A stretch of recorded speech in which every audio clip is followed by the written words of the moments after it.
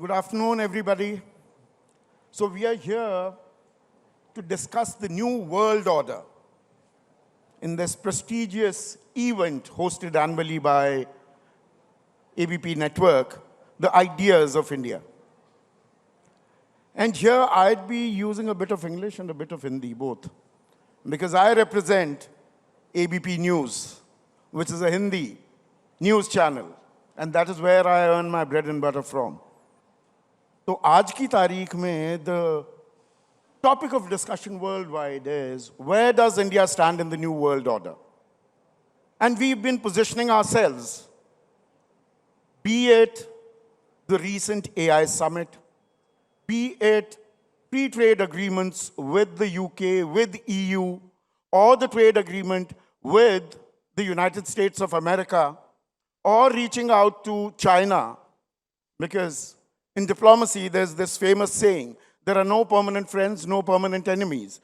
There are permanent interests. तो आज की तारीख में भारत अपने आप को कहाँ पाता है?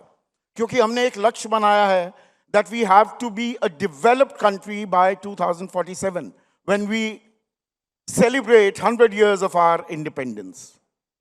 तो दुनिया में हम रीच आउट भी कर रहे हैं, लेकिन हमारा जो ये बर्रे सगीर है, जो ये खित्ता है, the South Asian subcontinent. Where does India stand? I'm reminded of Atal Bihari Vajpayee's famous words. We can change our friends, we can't change our neighbors. तो दुनिया से दोस्ती कर रहे हैं, पर जो हमारे पड़ोसी हैं, उनसे हमारे दोस्ताना संबंध हैं भी या नहीं? और ये खित्ता बड़ा ही असंतुलित दिखा है पिछले 4-5 सालों से. यहाँ दुनिया भर के प्रदर्शन हो रहे हैं, तख्ता पलट हो रहे हैं, the governments are being ousted. And elections are taking place. तो 3 ऐसे शख्स जिन्होंने इस न्यू वर्ल्ड ऑर्डर में भारत ने जो मकाम अब हासिल किया है और जहां जाने की हमारी तमन्ना है, उसमें बेहतरीन भूमिका निभाई है, वो हमारे साथ हैं.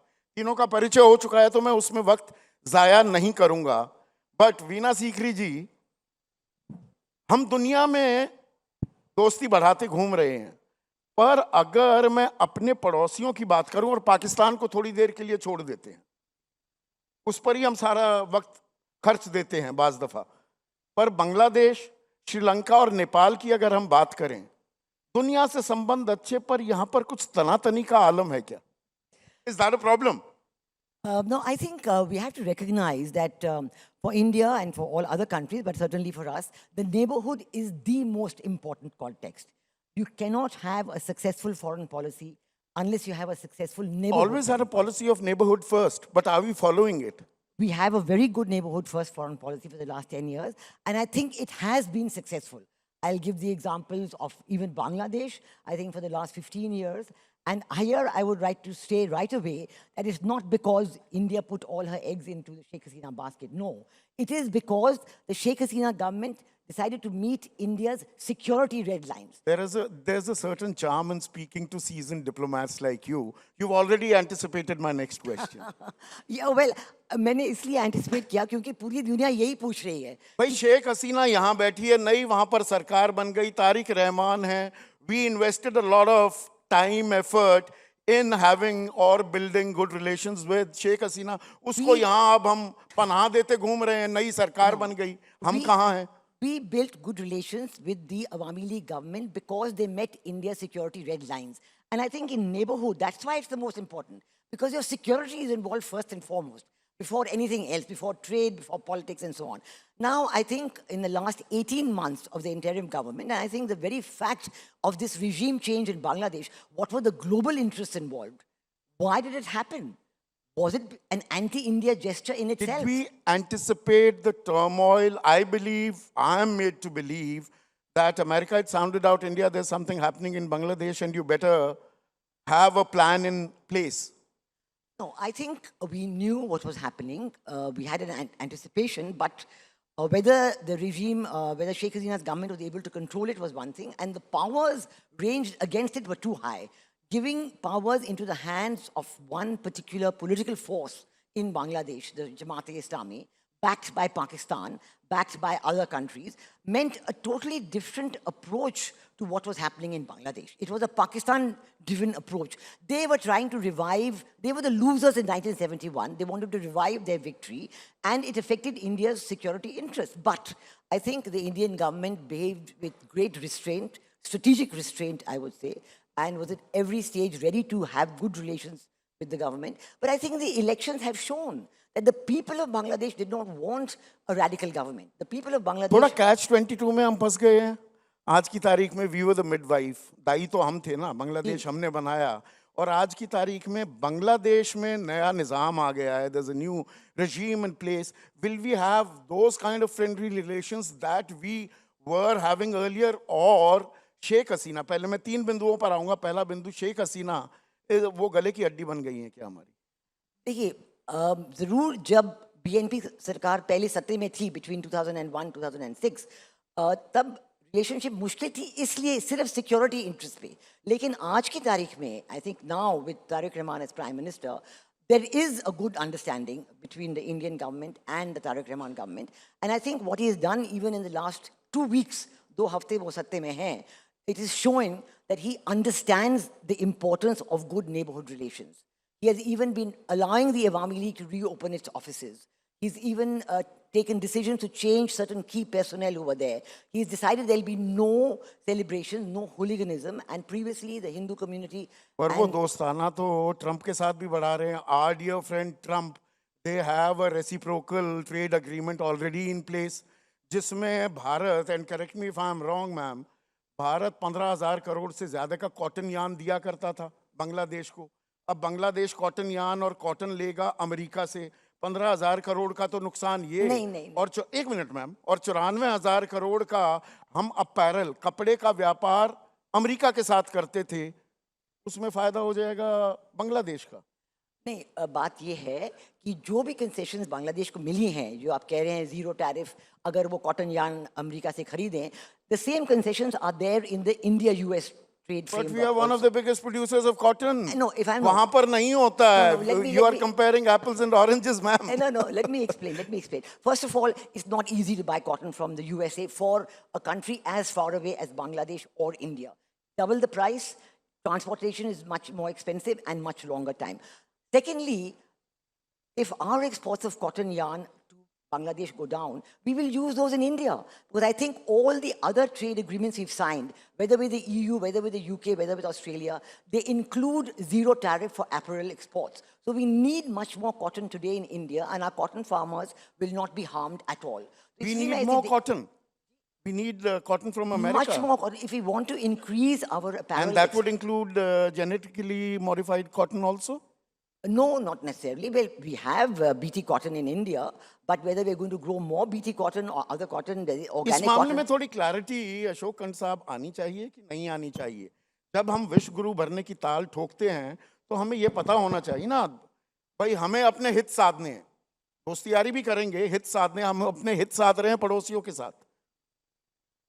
देखिए, एक तो बात है कि विश्व गुरु की बात अभी करना कुछ थोड़ा जल्दबाजी होगी. जल्दबाजी हो जाएगी. पहले में देखते हैं कि हम मतलब आप चैनलों पर छोड़ देंगे, हम ही डंका पीटते रहे. डिप्लोमेसी में ऐसा नहीं होता है. ऐसा नहीं हो सकता, अभी नहीं हो सकता है. और जहाँ तक विकसित भारत 2047 का प्रश्न है जो आपने उठाया, वो मुद्दा, अगर हम उस यात्रा में सफल होना चाहते हैं तो ये बहुत ज़रूरी है कि हमारे जो पड़ोसी मुल्क हैं उनके साथ हमारे संबंध सकारात्मक हों. अगर सकारात्मक संबंध नहीं होंगे, अगर उनको लगेगा कि उनकी विकास की जो प्रक्रिया है वो हमारी विकास की प्रक्रिया से जुड़ी हुई नहीं है, अगर ऐसा उनको लगेगा तो देखिए दोनों के कदम ताल होनी चाहिए. उनके हित भी सधे और हमारे हित भी सधे. और अगर हम आगे देखना चाहते हैं, ठीक है, जैसा वीरा जी ने कहा, हमारा सिक्योरिटी इंटरेस्ट है, हम चाहते हैं कि कुछ रेड लाइन्स है उसका वो पालन करें. लेकिन आज की दुनिया में ये हमें ध्यान रखना होगा कि जो मुल्क हैं, छोटे मुल्क, और बहुत छोटे मुल्क भी नहीं है. बांग्लादेश काफ़ी बड़ा मुल्क है, पाकिस्तान बड़ा मुल्क है, नेपाल भी बड़ा हम मुल्क है. साउथ एशिया की, पश्चिमी एशिया की बात करें सर, दक्षिणी एशिया की बात करें, 55 करोड़ की आबादी है. भारत को हटा दे तो वो 55 करोड़ का मार्केट है. हाँ, तो हम उसे भूलना नहीं चाहिए ये बात. संदीप, पे एक चीज़ हमें ध्यान में हमेशा रखना चाहिए कि ये देश जो हैं इन सबको एजेंसी है, उनको ऑप्शंस हैं।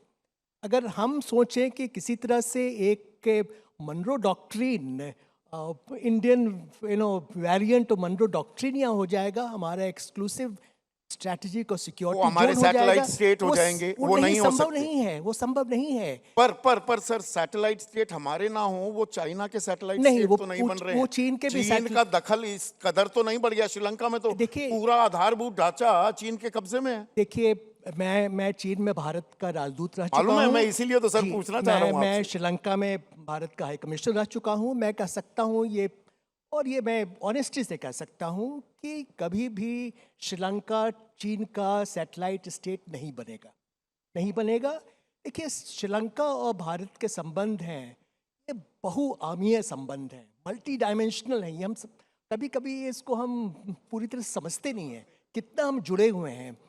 अगर हमें उस संबंध को और मजबूत बनाना है तो उसके लिए ज़रूरी है कि जो ये लिंकेजेस हैं उसको और मजबूत बनाएं। ये लिंकेजेस में ये कहीं चाइना वो कड़ियां ऑब्सेशन से काम नहीं चलेगा। कड़ियां बीच में कहीं कुछ जुड़ने में दिक्कत तो नहीं हुई थी अब 2022 में? और खास बात ये, आप तीनों जिन मुल्कों में हमारा प्रतिनिधित्व कर चुके हैं, वो चाहे नेपाल हो, नेपाल में जेनजी हमने अभी देखा, वहां पर अभी चुनाव होने वाले हैं, उस पर आएंगे। हमने बांग्लादेश में 2024 में देखा किस तरह से सड़कों पर प्रदर्शन हुआ, तख्ता पलट हुआ। और 2022 हमने श्रीलंका में देखा। श्रीलंका में हमने लगभग 36,000 करोड़ रुपए का निवेश भी किया।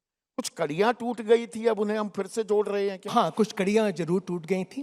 किसान आई के एकेडी के साथ फिर कहीं- से कहीं हमने देखिए- अपना राब्ता कायम किया है। लेकिन आप अगर देखिए कि उस समय जबकि श्रीलंका का क्राइसिस हुआ, और ये दोनों तरह से राजनीतिक क्राइसिस था और आर्थिक क्राइसिस था, वो मेल्ट डाउन हो रहा था उनका। कौन उनके साथ खड़ा हुआ? भारत खड़ा हुआ, चीन तो खड़ा नहीं हुआ। और ये उन्हें पता है कि चीन खड़ा उनके साथ नहीं हुआ। हमने करीब 4 अरब डॉलर का उनको सहयोग दिया, और उसके कारण उनके लिए संभव हो पाया कि उस क्राइसिस से वो निकल पाएं, और ये उन्हें पता है। और आप फिर देखिए, वहाँ जबकि सत्ता में परिवर्तन आया और रनिल विक्रमसिंघे की जगह अनुराग कुमार दिसानायके आए, वो प्रक्रिया अगर सहल हो पाई, इसका कारण है कि हमने ये समझा कि अनुराग कुमार दिसानायके आएंगे तो उनके साथ भी हमारा संबंध अच्छा हो सकता है। वो ऑपोजिशन कैंडिडेट थे, जबकि भारत सरकार ने उनको न्योता दिया कि आप आइए और हमसे बात कीजिए। तो ये चीज़ हमें ध्यान रखना है कि इन देशों में जो इंटरनल पॉलिटिकल डेवलपमेंट्स होता है, अगर उसमें अगर हम दखल करेंगे, ये हमारे हित में नहीं है। ज्यादा दखल अंदाजी नहीं कर सकते। और ऐसे में रंजीत जी, बात आ जाती है नेपाल की। और नेपाल के साथ तो हमारे ऐसे संबंध हैं, बेटी रोटी का रिश्ता है उनके साथ तो। पर नेपाल में भी दिक्कतें आई।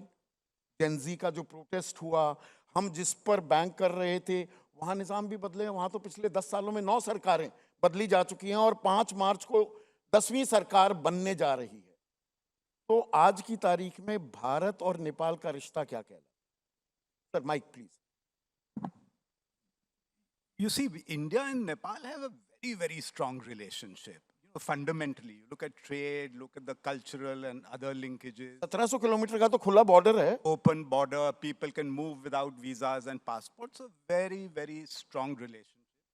And it's a very close relationship. In any intimate relationship, there will be problems from time to time. You may have excellent relations with a country 10,000 miles away from you because, there's not too much going on between the two of you.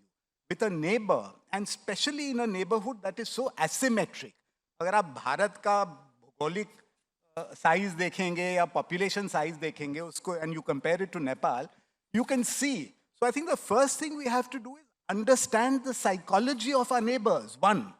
Secondly, I think Veena mentioned neighborhood first policy, which is basically strengthening connectivity, linking the economies of these neighboring countries together, with India, and giving them a vested interest in the growth story You in our used a very, subcontinent. very interesting term. वो मानस समझने की बात है। मानस वो तो हमारे जैसे ही है। नेपाल का तो मानस हम जैसा ही था, या हम उन पर अपनी बातें कुछ ज्यादा थोपने लगे, और did we start taking them for granted?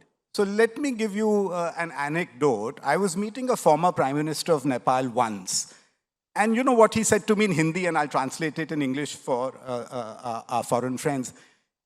He said, आप भाई भाई की क्यों बात करते हैं? भाई भाई में तो एक बड़ा भाई होता है, एक छोटा भाई होता है. हम बड़े बने तो, हम बैठे तो हुए थे ना बराबर पूरा। हैं. हम तो मित्र होना चाहते हैं. You know, why does India talk about a brotherly relationship between India and Nepal?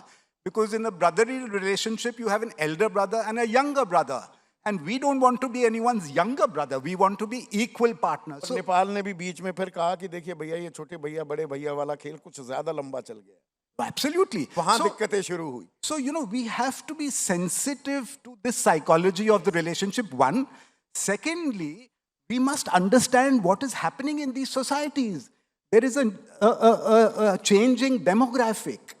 It's these are countries with very young people. Median age is 24 or 25. Digitally very aware. Huge diaspora. So they go abroad, they see on social media what's happening in the rest of the world, and they say, why are we not developing? What are our leaders doing? ये आपने एक और interesting point दिया है, और वीना जी यहाँ ये चर्चा आप तीनों से ही करूंगा, पर आपसे शुरू कर रहा हूँ.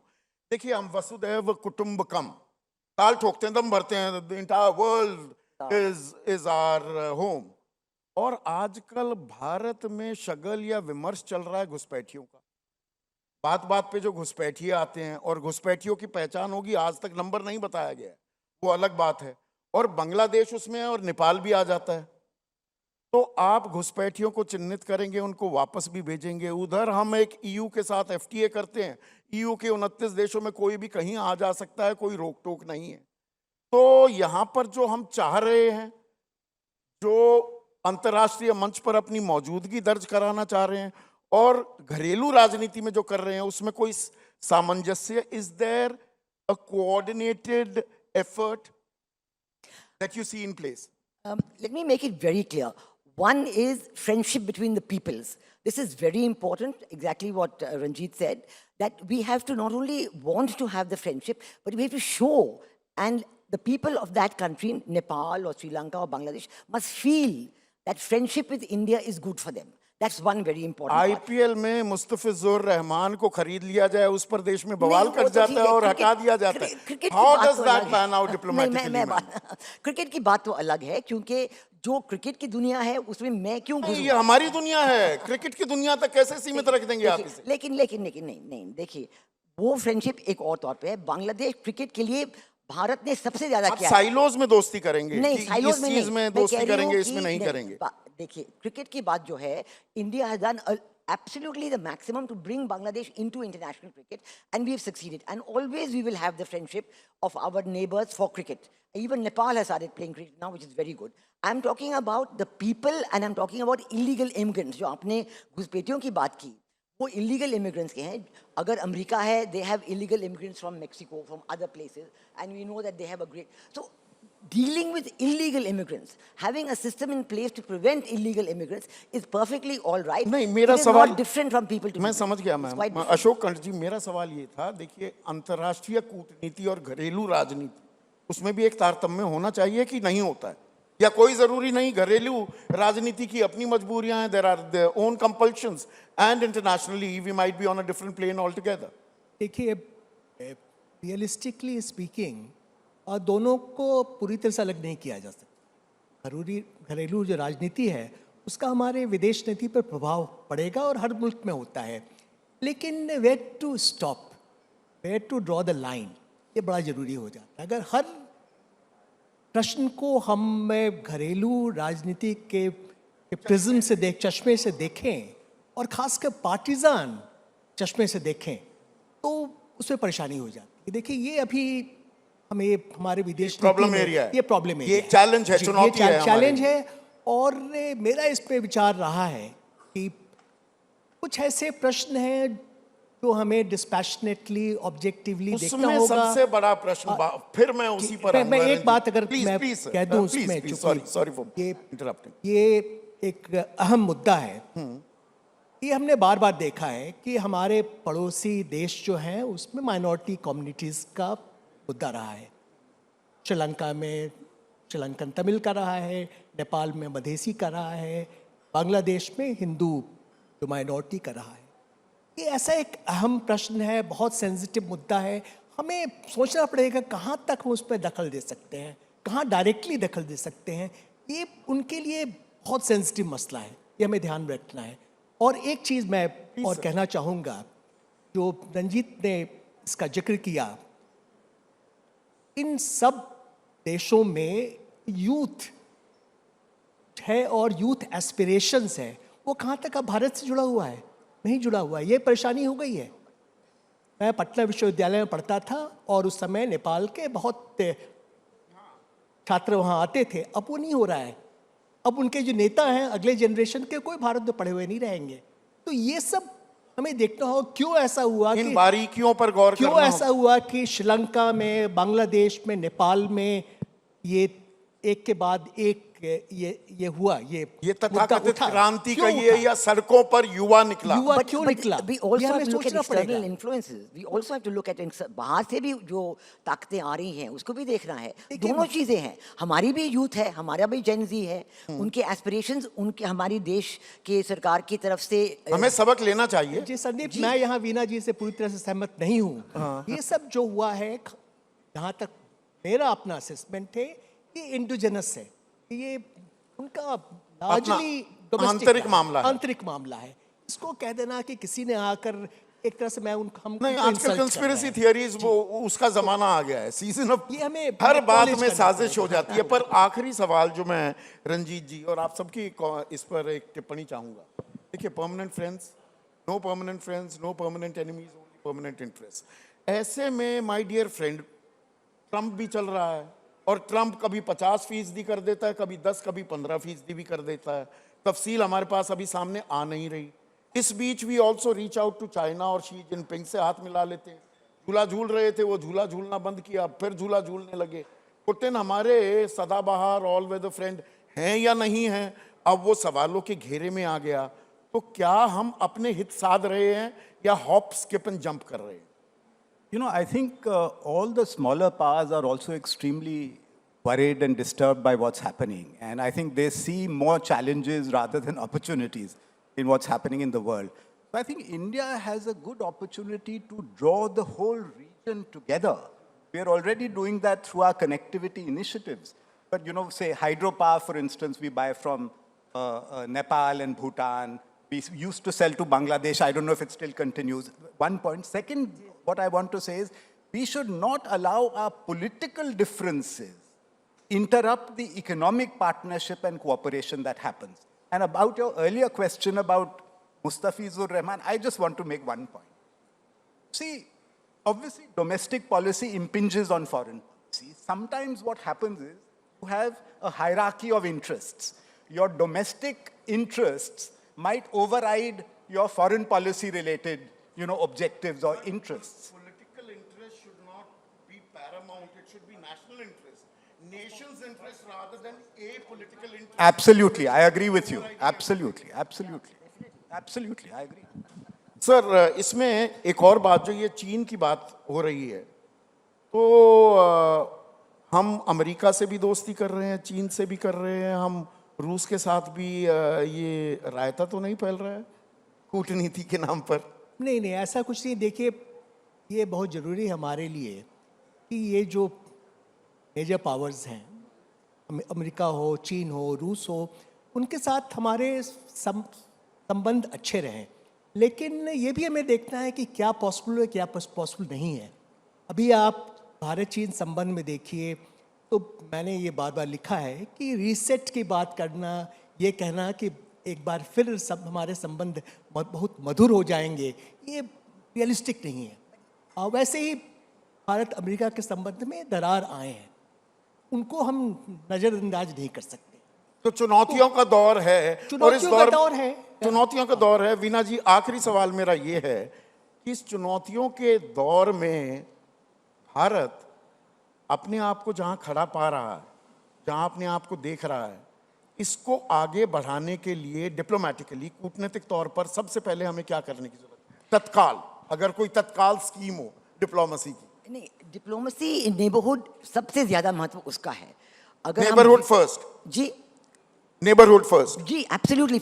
हम विश्व के तौर पे बड़े नहीं बन सकते जब तक हमारी नेबरहुड की पॉलिसी स्ट्रांग ना हो। चाइना पहले रीजनली वो कंसोलिडेट किया पूरे खित्ते पर, उसने दोस्ती यारी की, फिर वो ग्लोबल अप्रोच पर गया। हम उल्टा तो नहीं कर रहे, उल्टी गंगा तो नहीं बहा रहे। This has to be simultaneous because our strategic autonomy policy is very good and very strong.